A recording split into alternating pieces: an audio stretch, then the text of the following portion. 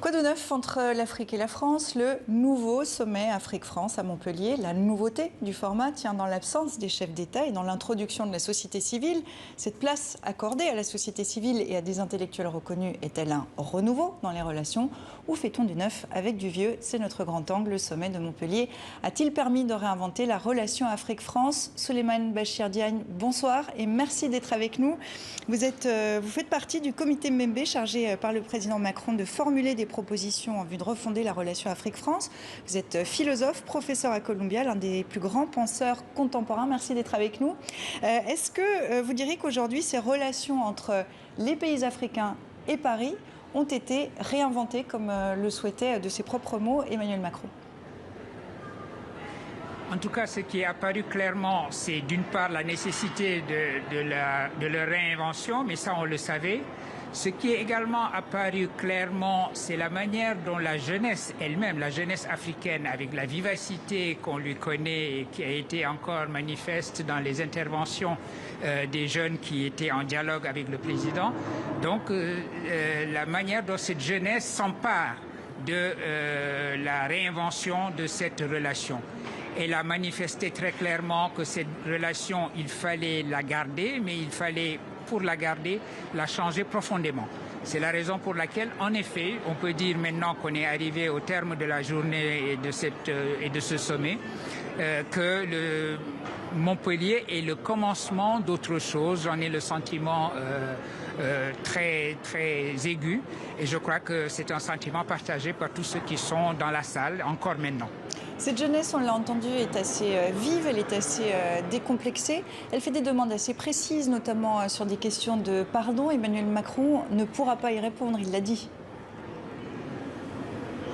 Oui, il l'a dit. Alors la question lui a été clairement posée par un jeune qui a dit qu'il fallait qu'il demande pardon au nom de la France. Sa réponse également indiquant qu'il fallait une politique de reconnaissance et une politique de promesse. J'ai aimé ce langage à la fois philosophique et très précis en la matière. Il a indiqué pourquoi sa position ne lui permettait pas une attitude, une demande de pardon qui aurait été également une manière de se débarrasser de la question. Parce qu'il l'a dit, je le cite, le pardon c'est trop facile par moment. Mais une politique de reconnaissance et une politique de promesse ont l'intérêt d'ouvrir l'avenir et c'est bien de cela qu'il s'agissait aujourd'hui. Vous parlez du langage. On se rend bien compte qu'il y a un changement dans ce langage. Il y a des mots qu'on n'emploie plus, l'aide au développement, on en préfère un autre. La sémantique, c'est important. Est-ce que du coup, ça laisse entendre aussi que c'est un changement de façade? On change le langage, mais est-ce que le fond va changer?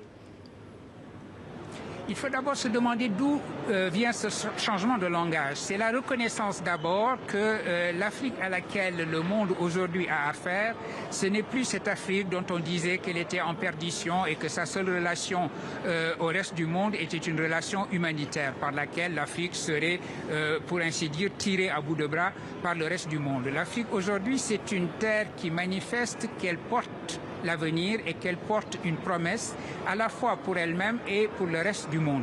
C'est une Afrique donc qui demande un partenariat d'égal à égal et c'est ce partenariat qu'il s'agit de construire à la fois pour des puissances qui aujourd'hui s'intéressent à l'Afrique, qui sont en quelque sorte nouvelles sur le continent africain et pour des puissances qui étaient les puissances traditionnellement liées à l'Afrique et pour le dire nettement des anciennes puissances coloniales. C'est la raison pour laquelle le vocabulaire qu'on utilise doit refléter cette situation. Les jeunes ont été très précis et très clairs sur leur volonté de ne pas considérer que leur continent est un continent demandeur et demandeur d'aide. Et c'est la raison pour laquelle d'ailleurs le président a saisi cette demande au quart de tour en disant qu'il s'agissait effectivement de penser les choses autrement et donc de les dire autrement. Parler d'investissement pour un partenariat, d'investissement qui ouvre de nouvelles possibilités pour le futur.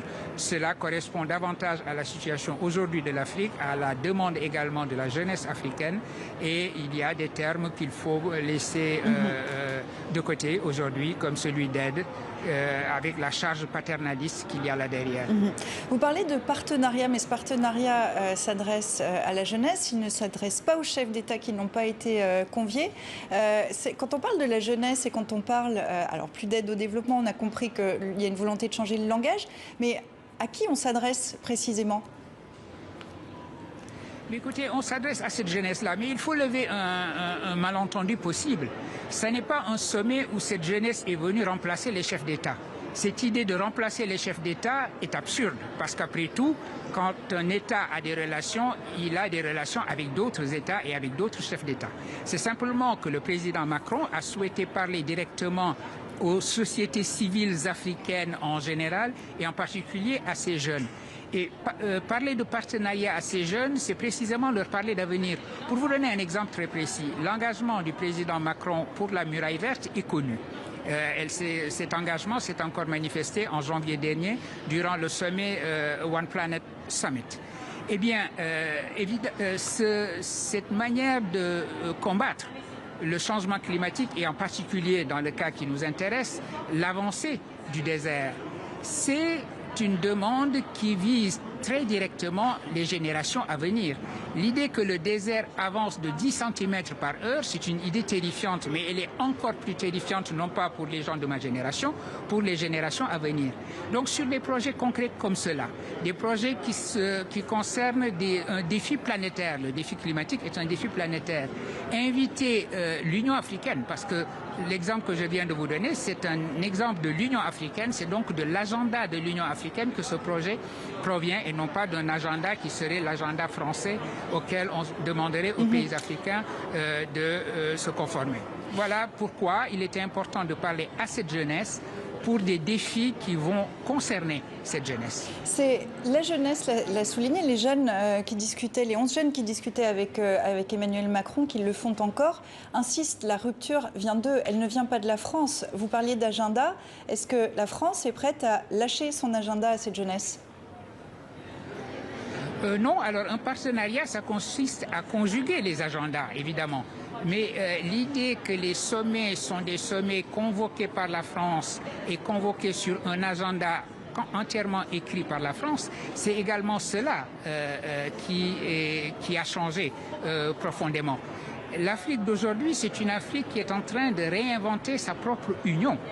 L'Afrique d'aujourd'hui, s'il y a un autre sommet avec les chefs d'État, il s'agira de parler à l'Union africaine. Il s'agira de parler à cette ZLECAf que l'Afrique vient de mettre en place, c'est-à-dire un marché unique. Et il s'agira, au-delà de la France également, de parler à l'Europe. L'horizon le plus immédiat, c'est une rencontre entre l'Union africaine ou l'Afrique et l'Union européenne quand la France elle-même aura la présidence de cette Union européenne. Donc voilà en gros les perspectives qui se dessinent et le contenu qu'il faut mettre derrière le mot de partenariat. Et pour parler concrètement des annonces sont attendues, est-ce que vous pouvez nous en dévoiler les grandes lignes ? Alors oui, il y a une première grande annonce qui fait l'objet de beaucoup de débats parce que c'est une annonce attendue. La jeunesse africaine attendait cela.